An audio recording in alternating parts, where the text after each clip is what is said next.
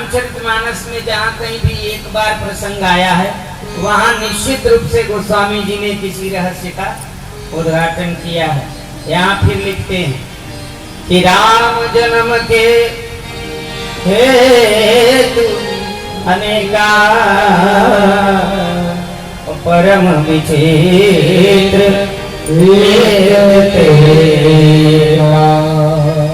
जन्म एक दुए कहूँ बताने।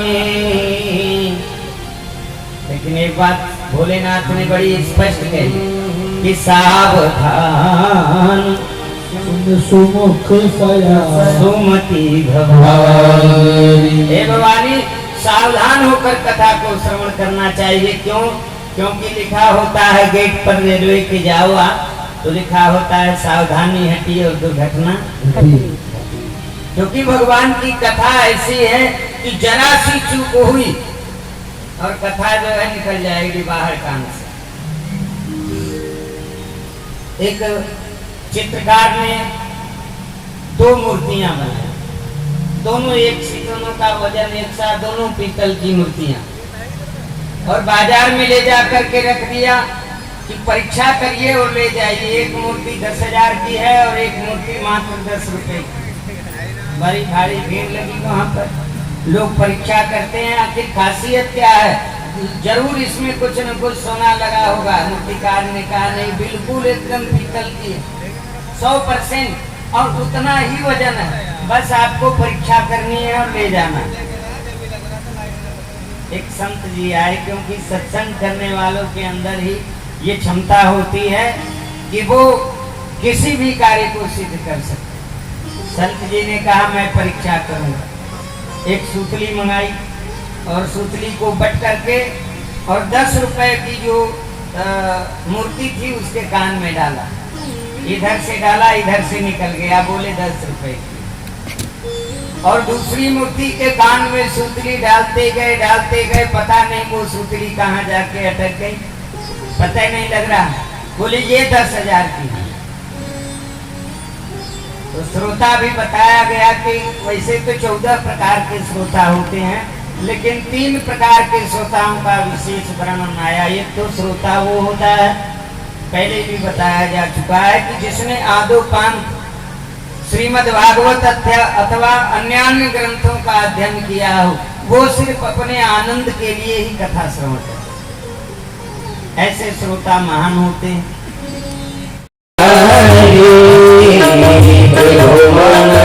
तरहूं तो तरहूं पारा धैर्य धारण करना चाहिए।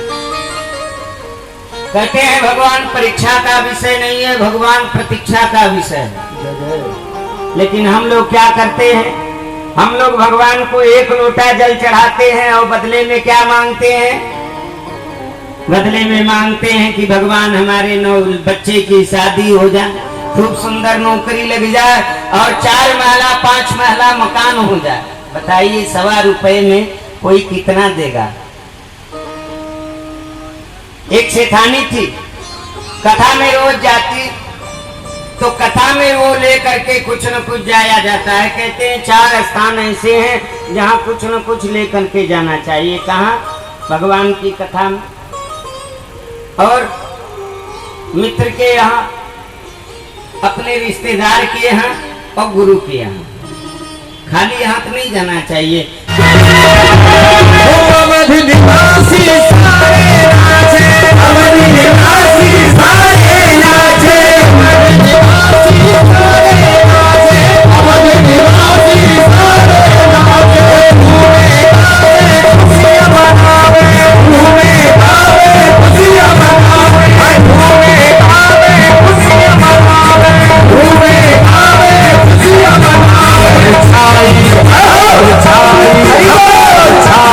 Let's